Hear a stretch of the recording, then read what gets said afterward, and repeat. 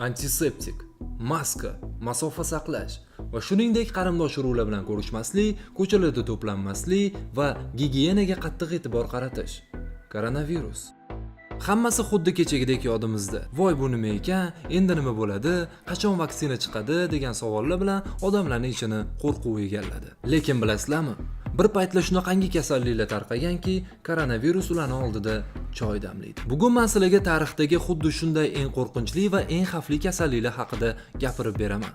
Men ismim Mahmud, boshladik. Bema'ni behayo narsa ko'rishni kamaytir. Xuddi shunday, xuddi shunday. Atrofga bo'lgan dunyo qarashini kengaytir. Xuddi shunday, xuddi shunday. Vaqtini zoya ketkazmay to'xta. Xuddi shunday, xuddi shunday. Top million ma'lumotlar. Xuddi shunday, xuddi shunday. O'lat. O'rta asrlarda dunyo bo'ylab pandemiya boshlandi. O'lat kasalligi deyarli butun yer yuzini egalladi. Odamzodni quritdi. Undan faqatgina bo'mbo'sh shahar va qishloqlar qoldi. U paytda bu infeksiyali kasallikdan qanday himoyalanishni hech kim bilmagan. O'lat hozirgi kunda ham eng xavfli kasalliklar ro'yxatida turadi.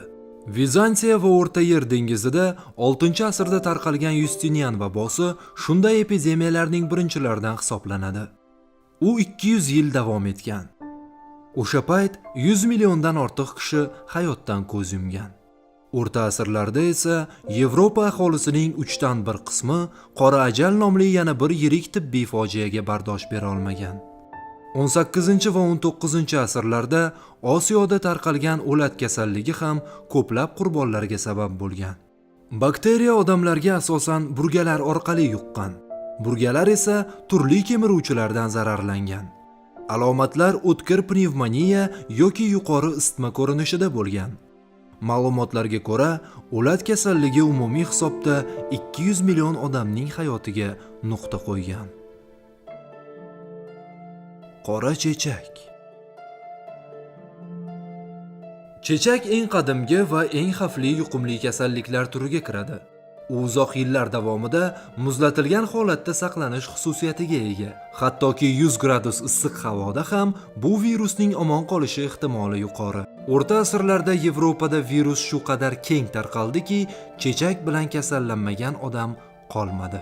Qora chechak infeksiyasining asosiy belgisi bu tanada yaraga o'xshagan toshmalarning paydo bo'lishidir. Bu yaralar natijada chandiqqa aylanib, yiringlashni boshlaydi. Boshqa belgilari esa haroratning keskin ko'tarilishi, mador qochishi, ko'ngil aynash va bel og'rig'i bilan boshlanadi. Lekin bu hali hammasi emas. Bu kasallikdan omon qolganlar ko'pincha ko'rish qobiliyatidan mahrum bo'lishgan. Qora chechakka qarshi vaksina 1796-yilda angliyalik shifokor Edward Jenner tomonidan ishlab chiqilgan. Lekin barcha kasallanganlarni emlash uchun 2 asr vaqt ketgan. Hozirgi kunda bu kasallikka qarshi har bir yangi tug'ilgan chaqaloq emlanadi. Qora chechak umumiy hisobda 1,5 milliard insonning umriga zomin bo'lgan. Hozir hamma yoqda maymun chechagi mavzusi avj olgan. Lekin xavotirga o'rin yo'q. Chunki biz tug'ilganimizda chechakka qarshi emlanganmiz.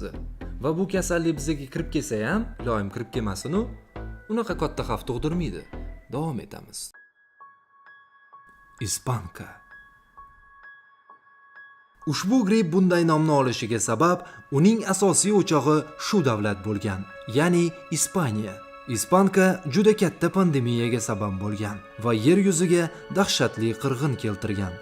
1918-1919 yillarda tarqagan bu kasallik bilan umumiy hisobda 550 million kishi yoki sayyoramizning 29,5% aholisi kasallangan.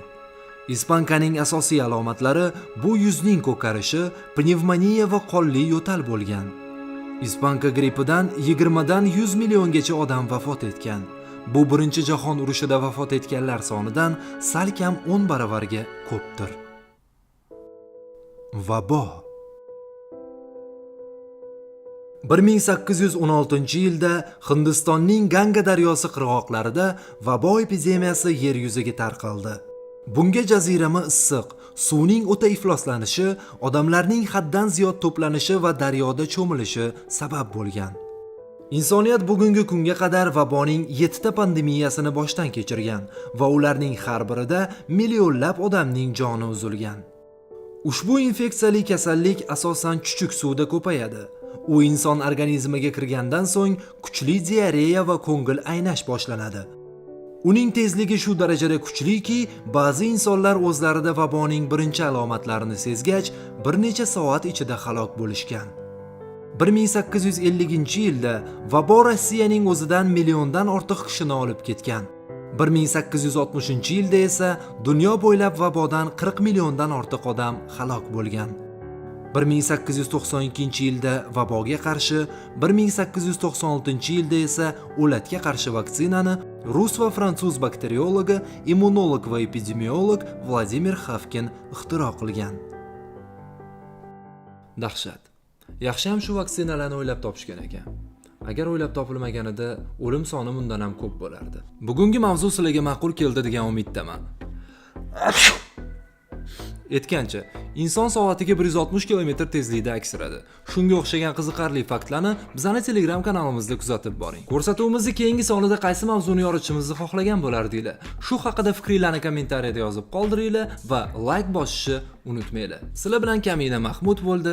O'zingizni ehtiyot qiling. Hey stop, keyingi kadr, motor kamera. Bu ko'rsatuvda hatto qanot yozadi hamma. Faqat qiziqarli fakt, foydali kontent kuzatar bizani pensioner yoki student.